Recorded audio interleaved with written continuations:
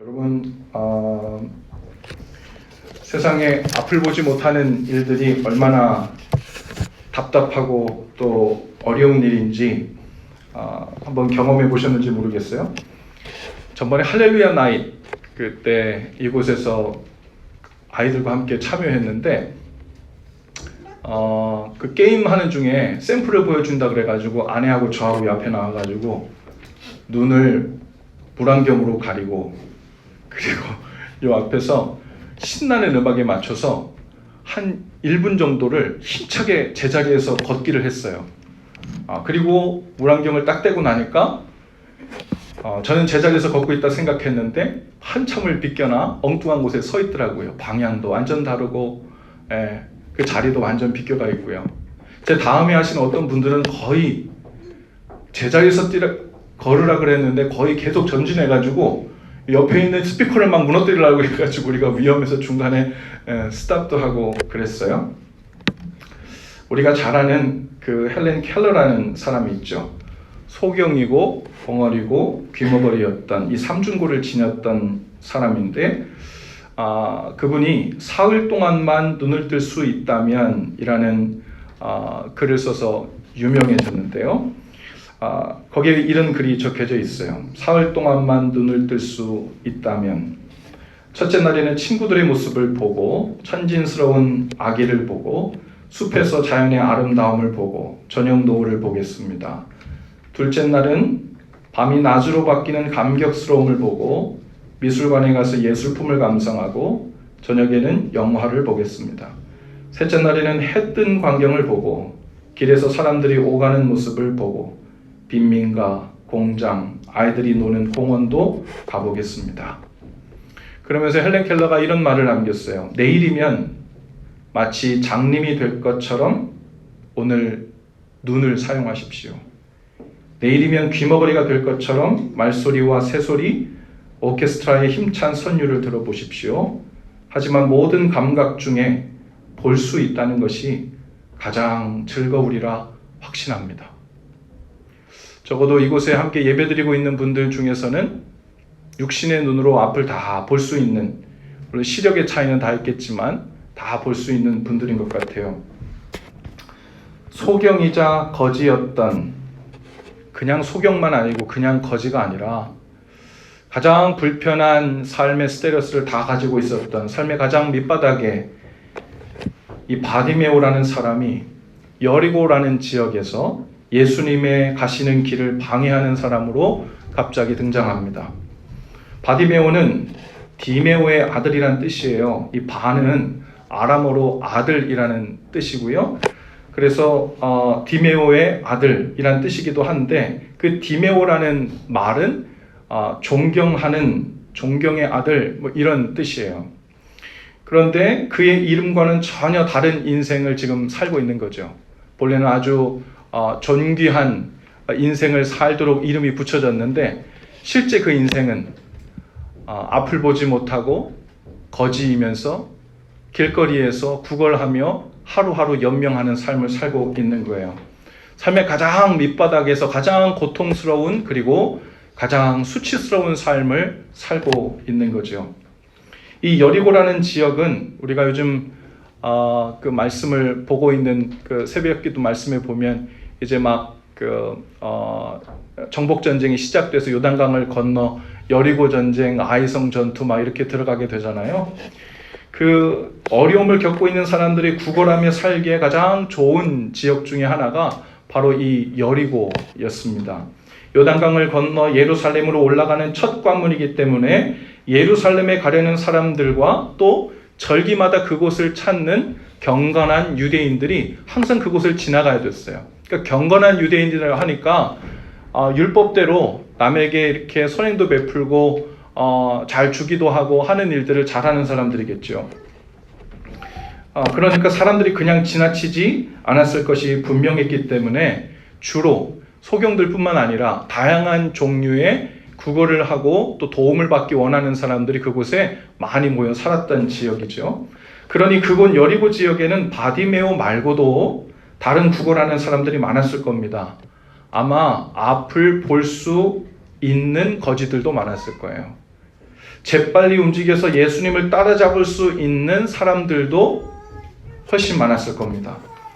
앞을 보지 못해 구걸을 하며 사는 바디메오를 보면서 사람들은 그의 불행이 누구 죄 때문인지 혹은 무슨 죄 때문에 이렇게 고통스러운 삶의 결과가 나타났는지 궁금해했어요. 이것이 오늘 본문에는 나타나지 않지만 요한복음 9장에 보면 그 나면서부터 맹인된 앞을 보지 못하는 사람을 향해 예수님에게 사람들이 이렇게 물어봅니다. 라삐요, 이 사람이 눈먼 사람으로 태어난 것이 누구의 죄 때문입니까? 이 사람의 죄 때문입니까? 부모의 죄 때문입니까? 지금 이 사람들은요, 불행해 보이는 사람을 보고 고통은 죄의 결과라는 공식을 100% 완전히 적용하고 있는 거예요. 부모의 죄는 자식에게 전가된다는 생각도 갖고 있었어요. 그래서 이런 질문을 했죠. 또한 제자들은 부모의 죄든지 혹은 자신의 죄든지 간에 고통의 원인을 과거에서 찾으려고 했습니다. 과거 어느 시점에 누구든지 어떤 잘못을 했기 때문에 그에 대한 리워드로, 결과로, 징계로 오늘의 이 모습이 나타났다고 생각한 거죠. 그런데 예수님의 답은 요한복음 9장 3절에 이렇게 말씀하세요. 이 사람의 죄도 그 부모의 죄도 아니다. 다만 하나님께서 하시는 일들을 그에게서 드러내시려는 것이다. 예수님은 이 고통의 원인을 과거에서 찾을 일이 아니라 미래에서 찾아야 된다는 말이에요. 미래에 지을 죄 때문에 그 형벌을 미리 당겨서 받는다는 의미가 아니라 이 말씀은 미래에 하나님이 하실 일을 드러내기 위해서 지금 고통을 겪고 있는 것이다. 이렇게 말씀하신 거죠. 많은 사람들이 이유 없이 찾아온 고통을 이해하기 힘들어하죠. 그리고 그 고통을 견뎌내기도 힘든데 이유도 알 수 없으면 더 고통스러우니까 어떻게든 비스무리하게 그럴듯한 이유를 찾아서 그것을 해결해 보려는 노력을 하려고 합니다. 그렇게 해서라도 해결을 해야 되니까. 그래서 무당도 찾아갑니다. 액땜도 하려고 합니다. 누구의 죄 때문에 어떤 원인 때문에 그런 것 같다 그러면 그 일들을 찾아서 고사를 지내든 구술하든 어쨌든 그 문제의 근원을 해결하려고 하는 노력들이 사람 마음속에 다 있는 것이 다반사죠. 그런데 하나님께서 물론 과거에 지은 죄에 대한 결과로 있는 징계도 분명히 있죠. 그러나 미래에 하나님의 영광을 드러내기 위한 고통이 또한 우리 삶에도 당연히 존재한다는 것을 주님께서 말씀하고 계세요. 산모의 고통을 보면 되죠. 아마 좋은 예가 될 것 같은데 여러분 갑자기 멀쩡하던 여인이 죽을 듯이 마치 오늘 이러다가 내가 오늘을 마지막으로 살 것 같다라는 느낌이 올 정도로 엄청난 고통을 갖게 됩니다.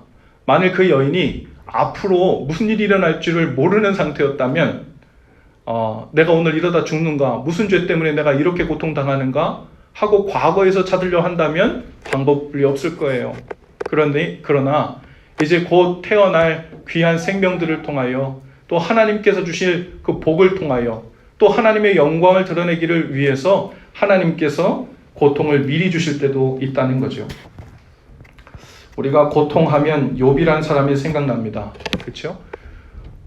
이 욥은 자기는 특별히 큰 죄를 지은 적은 없는데 다른 사람들도 받지 않는 큰 불행과 고통을 당하는 이유가 도저히 믿겨지지 않고 이해되지 않는 상황에 놓인 사람이에요. 우리를 대변해서 욥이 하나님께 항변한 거죠. 하나님, 도대체 이 고난, 이 고통이 웬일입니까? 제가 이 고난, 이 고통을 받을 만한 큰 죄를 지어서입니까? 그렇지 않으면 합당하지 않게 하나님께서 벌을 내리신 것입니까? 그것도 아니면 이 불행과 고통이 나에게 일어날 줄 알면서도 하나님께서 막지 않으신 겁니까? 어쨌거나 이거 불합리한 거 아닙니까?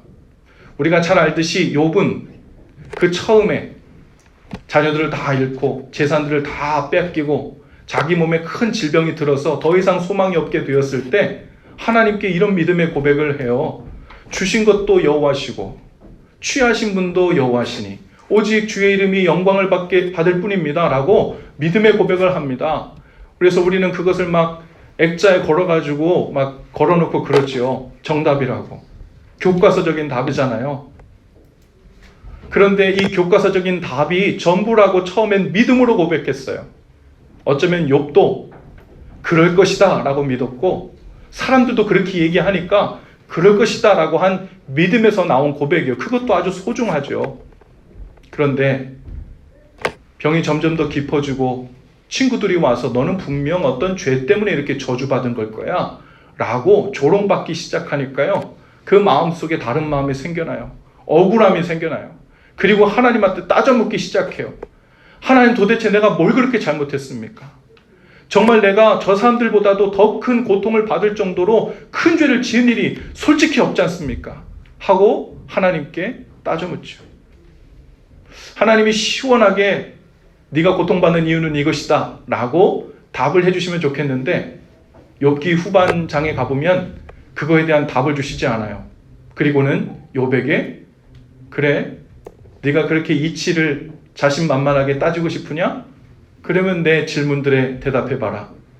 그리고서는 엄청난 질문들을 퍼붓기 시작하는데, 욥으로서는 한마디 대답도 할 수 없는 질문들을 퍼부으세요. 내가 이 하늘의 기초를 세울 때 너는 어디 있었느냐? 내가 육지와 바다의 경계를 세울 때 너는 어디 있었느냐?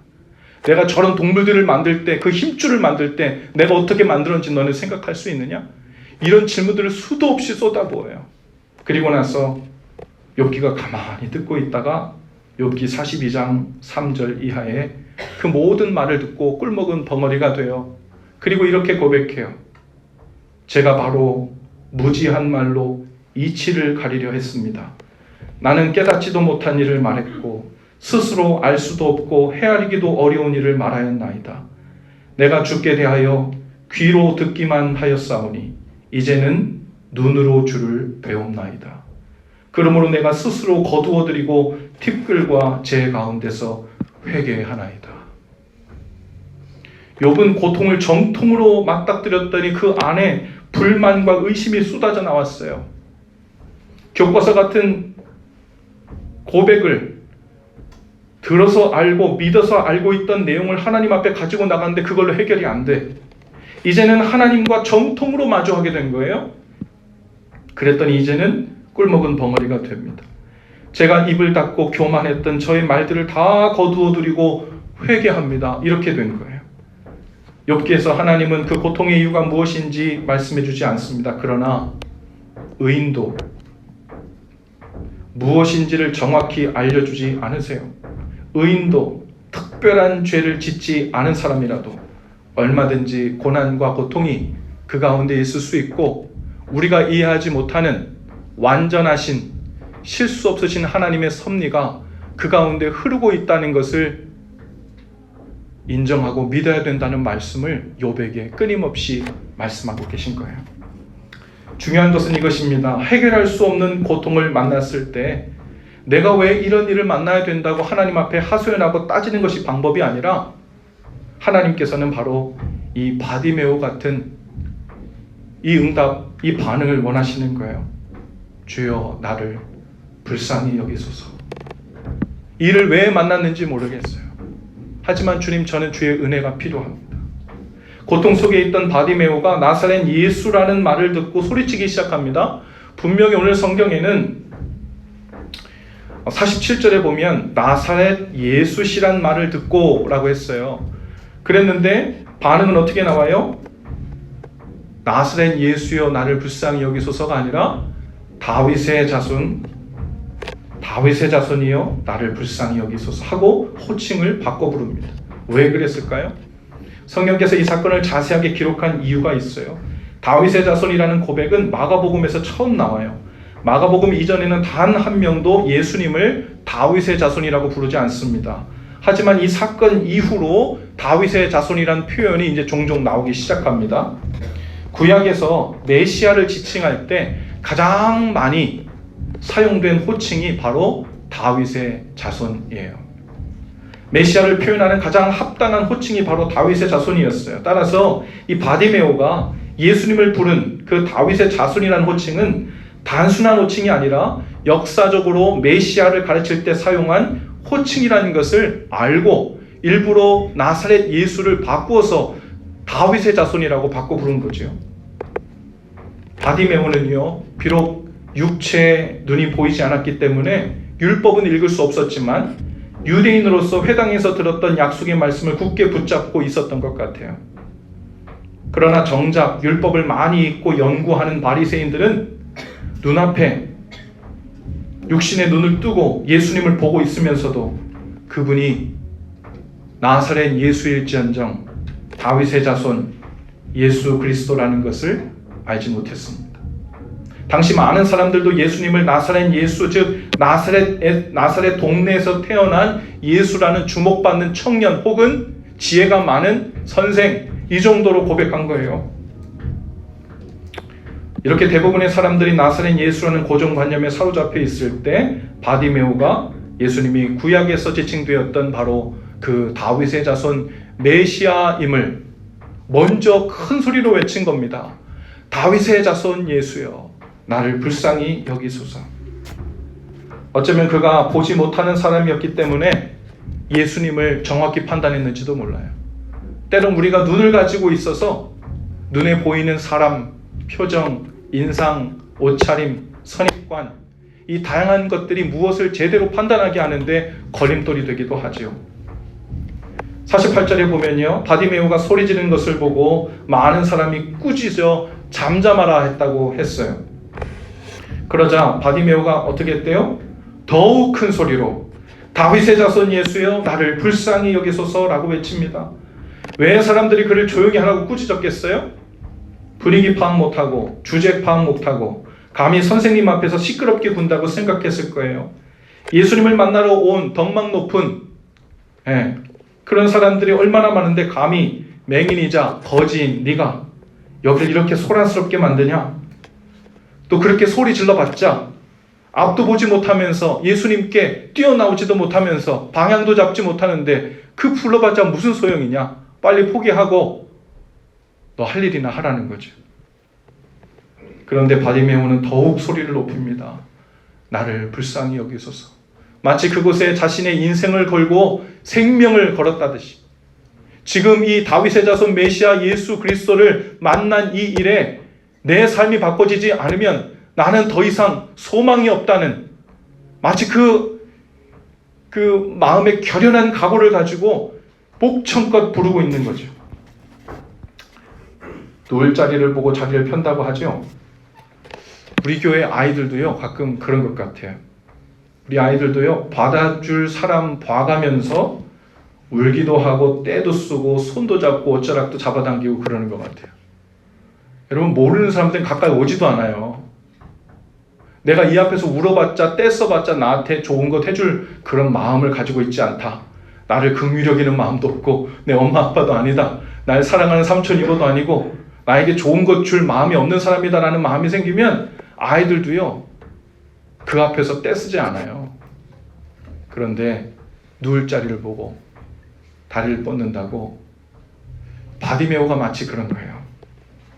나를 불쌍히 여기소서. 더욱 크게 소리를 질러 다윗의 자손 예수여, 나를 불쌍히 여기소서 하고 외친 것은 다윗의 자손이란 호칭만이 아니라 그 태도가 예수님을 신뢰하고 믿는다는 고백의 표현이었던 거죠.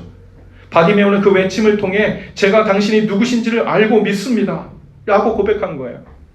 예수님이 나를 고쳐줄 능력이 있다는 것을 믿습니다. 당신이 내가 이렇게 부르짖을 때 분명 불쌍히 여겨주실 것이라는 것을 믿습니다. 이 고백이 다윗의 자손 예수여, 나를 불쌍히 여기소서 하고 더욱 큰 소리로 소리 지를 때 믿음이 표현된 거죠. 많은 사람들이 부르짖지 않아요. 한 번 기도하고 말아요. 아니, 두세 번 기도하고 말아요. 생각날 때 기도하고 말아요. 사람들이 주위에서 말할 때 그거 아직 일이 잘 안 됐어? 기도해봤자 소용없네 하면서 야, 이제 그만 조용히 해. 그만 소란스럽게 예수 믿어 라는 식으로 뉘앙스 섞인 말을 주거나 눈치를 주면 정말 말을 잘 들어서 조용한 건지 기도응답이 빨리 안 돼서 삐진 건지 금방 그 뜨거움이 사라져버려요. 몇 번 여쭈어보고 이게 아니다 싶으면 접는 것이 인격적인 기도가 아니에요. 끝까지 기도하고 또 찾아가고 또 기도하고 주님의 이름을 부르는 겁니다. 오해하지 마세요. 우리가 가진 어떤 원하는 기도 제목이든 끝까지 기도하면 하나님이 다 들어주신다는 말씀이 아닙니다. 성경에서도 그렇게 약속하고 있지 않아요. 너는 내게 부르짖어라. 끝까지 기도하면 내가 들어주겠다. 그러나 네가 내 욕심을 위해서, 죄 짓는 것을 위해서 구하는 것은 들어주지 않는다. 네 정욕으로 쓰려고 잘못 구하는 것은 아무리 부르짖어도 이루어지지 않는다 라고 우리에게 분명히 말씀해 주셨어요. 예수님은 처음부터 바디메오의 소리를 듣지 못하셨을까? 다윗의 자손이라고 부르는 그 외침에서 이미 그 믿음을 한번 보셨을 겁니다. 그런데 사람들이 조용히 하라고 말하는 소리도 들으셨을 거예요. 그때 예수님께서 얘들아 가만두어라, 마치 어린아이들 못 오는 것을 막 사람들이 말렸을 때 아이들이 오는 것을 막지 말아라 하고서는 오라고 했던 것처럼 사람들이 그들을 바디메오를 조용히 시킬 때 바디메오를 부르실 수도 있었어요. 그런데 예수님께서는 가만 두고 보시는 거예요. 왜 그러셨을까요? 바디메오의 믿음을 또 확인하고 싶으셨던 겁니다. 바디메오가 사람들의 잠잠하라고 꾸짖고 핀잔 주는 소리에도 불구하고 더욱 큰 소리로 소리질러 예수님을 불렀을 때 예수님께서 그 믿음을 보신 줄로 믿습니다. 정말 예수님께 대한 믿음을 어떻게 갖고 있는지를 보려 하신 거죠. 또 어떤 사람은요, 자신과 자신의 가정에 문제가 있는데 그것이 심각하다고 생각은 하는데 실제로는 심각하다고 생각 안 해요. 무슨 말이냐? 말로는 심각하다고 하지만 행동으로는 주님이 들어주시면 좋고 안 들어주시면 그만이라는 생각을 가진 거예요. 정말 바디메오처럼 생명이 달린 일이라고, 내 일생이 걸린 일이라고 생각한다면 이 한두 번 기도해보고 멈출 일이 아니죠. 그 마음에 오직 주님만 소망이시라고 가난한 마음으로, 비어있는 마음으로 주님의 은혜가 담기기를 간절히 소원하는 마음, 그 마음으로 주님을 계속 찾게 되죠. 마가복음 2장 17절에 보면 바리새인과 서기관들에게 예수님이 이렇게 말씀하세요. 건강한 자에게는 의사가 쓸데없고 병든 자에게라야 쓸데있느니라. 나는 의인을 부르러 온 것이 아니요 죄인을 부르러 왔노라 하시니라. 바리새인과 서기관들이요, 마음이 교만하고 완고해서 성경의 표현에 의하면 마음이 부유한 거죠. 좋은 의미가 아니라 자기 생각, 자기 원하는 자기 방법으로 꽉 차 있는 거예요. 자기들은 별로 문제가 없다고 생각한 거예요. 문제가 있지만 뭐 그렇게 심각한 문제는 아니라고 생각한 거죠. 그러니까 중병에 들었다고 생각하지 않아요. 구원을 애써 구할 만큼 그렇게 심각한 상태가 아니라고 생각한 거예요. 그러니 예수님께서 그래? 너는 병자가 아니라고 생각하는구나. 그래서 나는 병자니 나를 고쳐달라고 하는 이 가난한 자들, 이 세리와 죄인들에게 가는 거야. 너희들은 스스로 의인이라고 생각했고 고칠 병이 없다고 생각하니까 너희들은 그대로 있어. 예수님께서 그 말씀을 하시는 거거든요. 바리새인과 서기관들만이 아니라 우리 기도하는 자들도 마찬가지예요. 주님, 저는 이것 꼭 고쳐야 하는 중병에 걸린 사람입니다. 하나님, 우리 가정에는 이런 심각한 아픔이 있고 고통이 있습니다 라고 인정하지 않아요. 마치 자신의 죄 혹은 고통의 삶이 마치 시간이 좀 지나면 저절로 회복될 것 같은 감기 정도로 생각하는 거죠. 그러니까 끝까지 필사적으로 구하지 않는 거예요. 바리새인처럼 완고하고 교만한 마음이 우리 마음 한 구석에 그렇게 뱀이 또아리를 투고 자리 잡고 있는 것처럼 우리 속에 있을 수 있어요. 오늘 우리도 하나님께 기도하고 있는데 적지 않은 시간 기도하고 바래왔는데 마치 주님께서 저 멀리서 듣고도 반응이 없으신 것 같을 때가 있지요. 그리고 그 사이에 있는 상황들과 사람들은 마치 나에게 조롱하는 소리, 핀잔 주는 소리, 그만큼 구해봤으면 이제 알지 않냐, 헛된 일이라고 눈치 주는 것들, 그런 느낌이 우리 가운데 찾아올 때가 있어요. 예수님은 못 들으신 것이 아닙니다. 이제는 목소리로 구하는 것뿐 아니라 우리에게 믿음을 보시기 원하시는 거예요. 오직 예수님만 하실 수 있다고, 오직 예수님께서 불쌍히 여기시면 다 가능하다고, 예수님께 부르짖는 모든 사람들을 주님께서 외면하지 않으시는 분이라는 것을 믿음으로 끝까지 구하는 것으로 그 믿음을 보이기 원하시는 겁니다. 예수님은 단순히 우리의 문제를 해결하고 고통의 수위를 낮추고 병을 고쳐주는 것이 목적이 아니에요.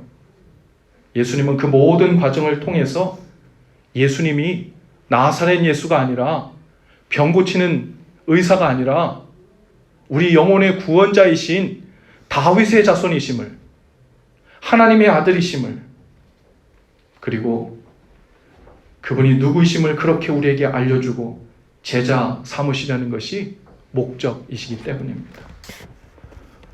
예수님께서 머물러 서십니다.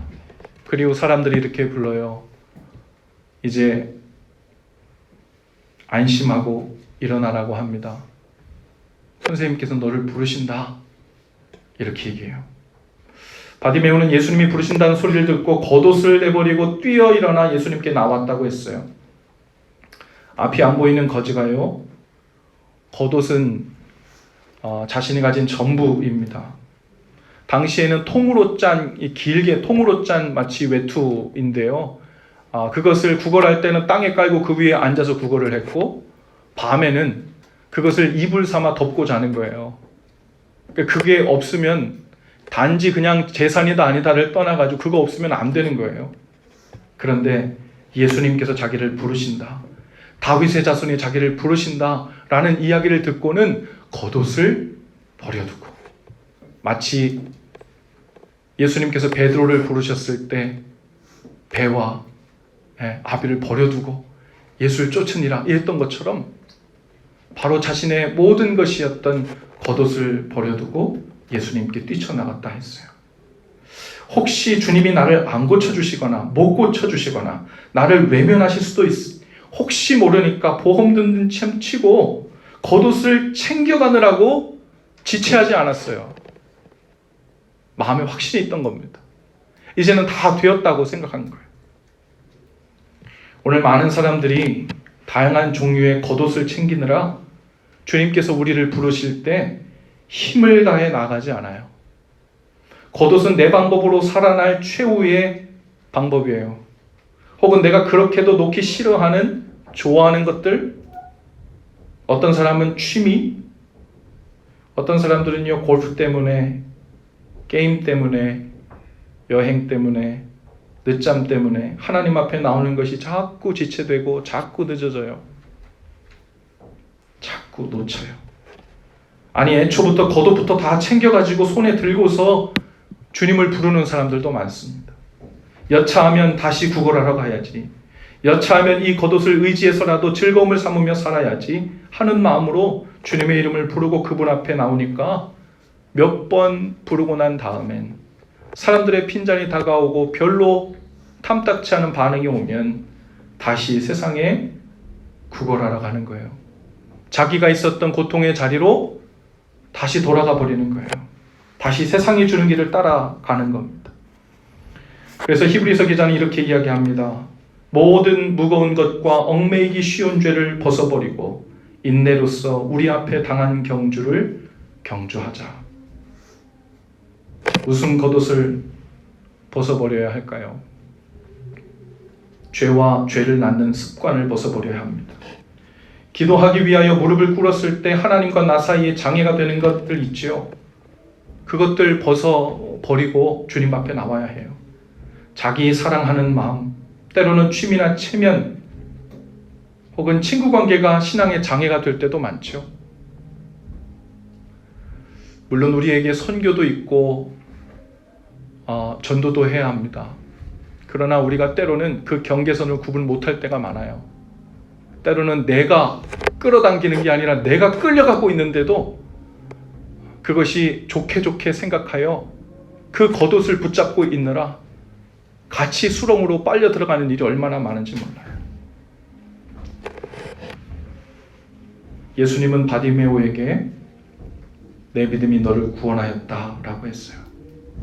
여러분, 여기서 믿음이 어디 있었어요? 바디메오는 다윗의 자손 예수여 나를 불쌍히 여기소서, 그 다음엔 계속 외쳐 부른 것밖에 없어요.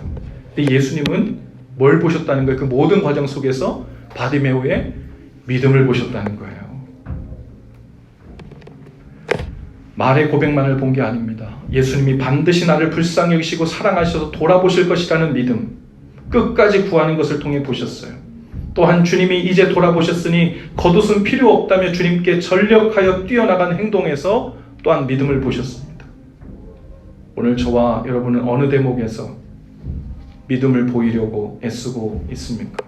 어느 부분에서 여전히 믿지 못하겠다는 제스처를 행동으로 취하고 있나요? 눈을 뜨고 다시 보게 된 바디메오는 길에서 예수님을 따르는 사람이 되었다고 했습니다. 예수님은 분명히 이랬어요. 가라고. 내 믿음이 너를 구원했다고.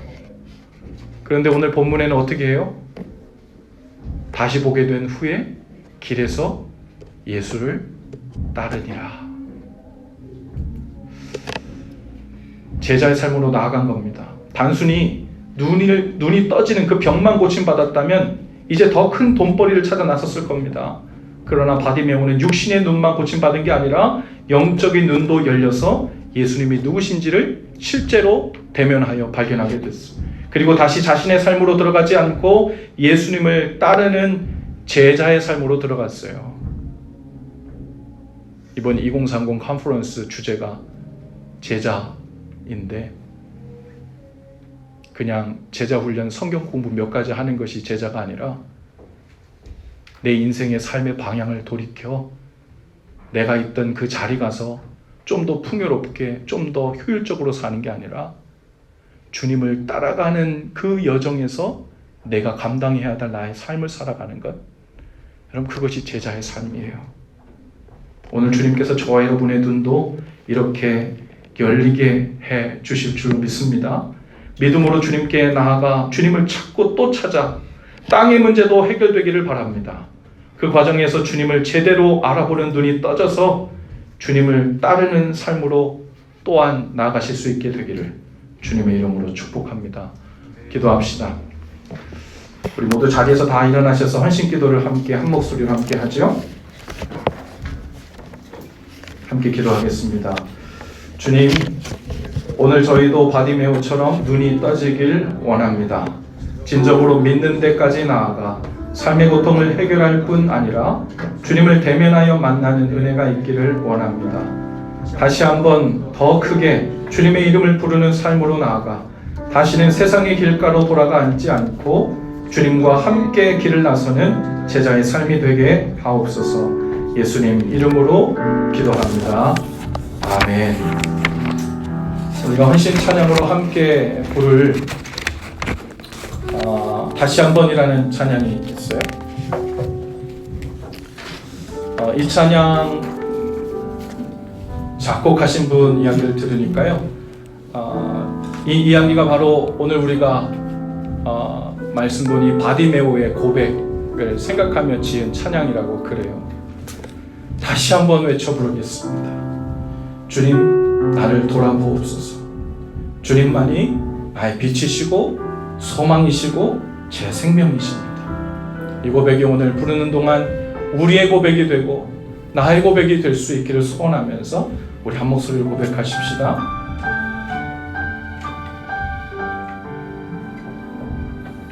오 놀라우신 사랑으로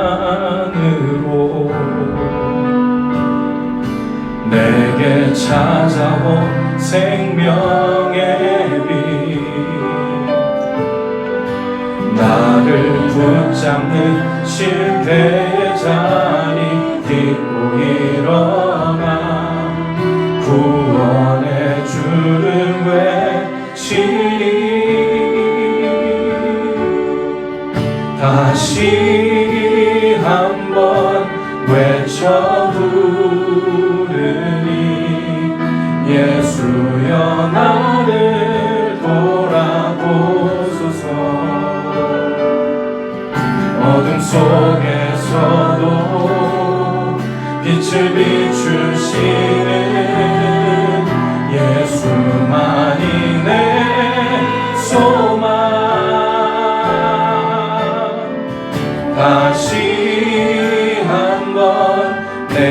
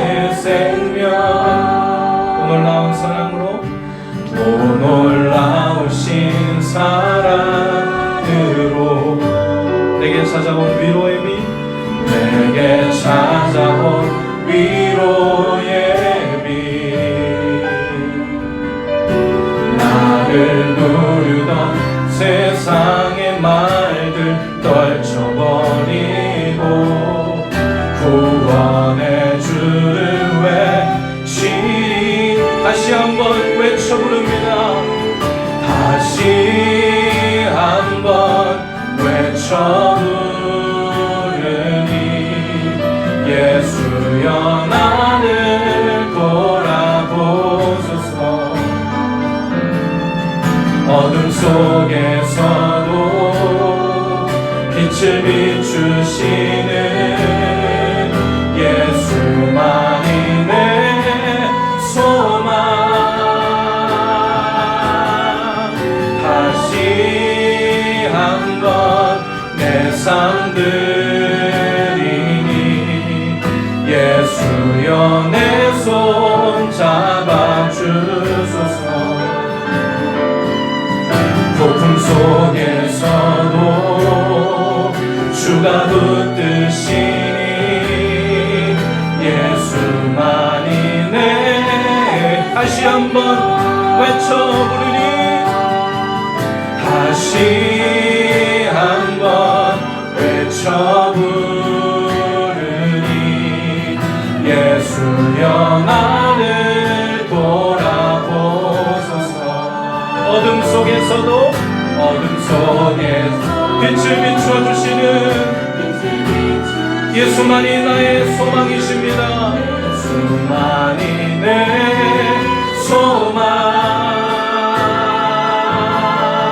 다시 한번 내 삶 드리니 예수여 내 손 잡아주소서.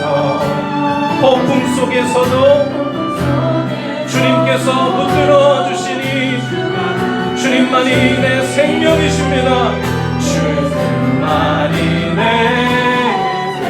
오늘 주신 말씀 붙들고 함께 기도하실 때 하나님, 내 삶의 어둠이 한가득입니다. 폭풍 속에 있습니다. 주님께서 붙들어 주시고 빛을 주시지 않으면 하나님 살아날 소망이 없습니다. 하나님, 바디메오처럼 믿음으로 주님의 이름을 부르되 끝까지 외쳐 부르게 하여 주시고 그 외쳐 부르는 과정을 통하여 우리의 믿음으로 주님 앞에 나아가는 심령이 되게 하여 주옵소서. 그리하여 주님을 대면하여 만나는 은혜가 있게 하여 주시옵소서. 우리 땅의 일만이 아니라 우리 영적인 눈이 열려 하나님이 누구신지, 주님이 누구신지, 나와 동행하시는 주님의 옷자락을 붙들고 사는 삶이 바로 오늘부터 시작될 수 있도록 은혜 베풀어 주시옵소서. 우리 다 같이 한 목소리로 주님 앞에 기도하며 나가십시다. 하나님 감사합니다.